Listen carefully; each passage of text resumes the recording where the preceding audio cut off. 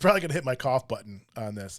So normally I would have done this. I had these off, but now I have no idea what I did. I have no idea. I think I screwed everything up now. Let me see if I can.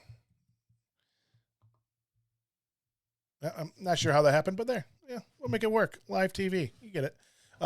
So the Nats, they're going to struggle again. This is the one team in the West. They had a nice run. I think they made the playoffs or were in contention or first or second place for 8 straight years or something like that. Last year they dropped off the table, and they have probably the best hitter in all of baseball. It's pretty much the consensus that he's the best hitter in all of baseball. Juan Soto, he's one of those electric players I had mentioned. This lineup is just, they have Nelson Cruz, who seems to be ageless. I don't even know how old he is now. Is he 62? I don't know. I think he's 45 or something, isn't he? I'll have to look that up. He just seems to go and go and go. That guy can hit. It'll be interesting to see what the Hall of Fame does with Nelson Cruz. It's been around for a long time and just a pro hitter. We'll see. It'll be an interesting case. I haven't looked at his numbers up close, but just seems like he's always been around and amongst the league leaders and homers and RBIs every year. With the Nats, it comes down to pitching. Strasburg, how many starts can you count on him for? The farm system is way down there as well now too. That's 25th, so one of the worst farm systems. Excuse me for a second. I'm not sure my voice is going to last the show. Yes, their farm system. They still have a decent, decently low payroll. They're at 18th in the payroll, with 115 million. They have some money to spend and so forth, but I think they're looking at a rebuilding mode. But their farm system is depleted.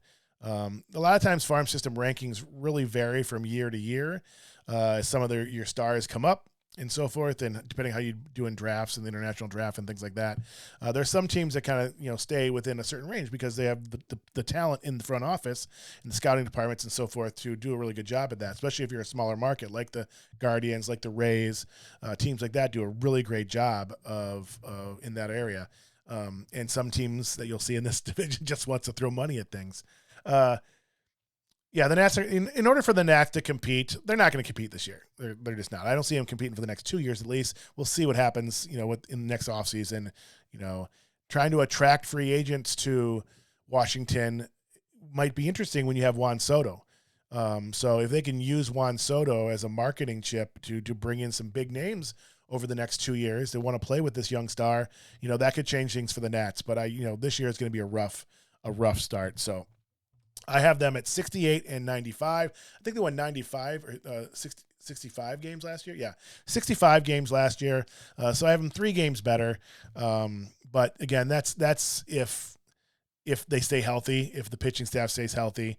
They have a couple of right-handed arms there. You see there in their impact prospects that can help out. The other prospect, Ruiz, is actually the starting catcher now. So you're going to see a lot of him, and he's a fun player to watch. I love catchers. So, yeah, it's going to be a tough year. One thing I mentioned I do include here on these screens, I have the payroll rank and the farm system rank, and also I included the minor league teams or minor league affiliates on the bottom of the left or bottom right of the screen. If you live in any of these areas, if you haven't been to a minor league game before, go see them.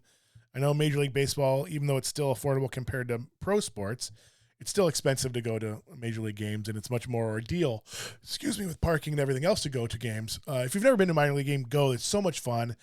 There's so much going on. They do a lot of things in between innings. They're really creative marketing-wise. They have to be to kind of get people in, and it's a really family-friendly atmosphere. Even if you're not a huge baseball fan, it's just a great place to go take the kids for several hours. Again, those teams usually do a really good job at entertaining the kids. Sometimes there's parks, there's things going on between innings for the kids. They get to run the bases afterwards and go on the field, which is a thrill for them. Go check out these minor league stadiums. And more than anything, for me, I've always loved going to minor league games because I get to see these young stars. So all these young stars I'm talking about, were one time, A-ball, AA, AAA players that you got to see. and then talk about, like, I saw them play in Indianapolis, or, I saw them play in Kingston, so it's, or Fredericksburg, I guess I should say, for the Nationals, and Wilmington and Harrisburg and Rochester. So definitely go support your minor league teams. It's a fun time. Even if you're not a huge sports fan, if you're a parent, go. And if you don't have a good time, you email me and let me know. Cause I unless it rains or something like that, if it's something like that. But just from the experience of the ballpark, if you don't have a good time in the minor league game, there's something wrong with you. So just saying. All right. So that's my little preview of the National League, or for Nationals.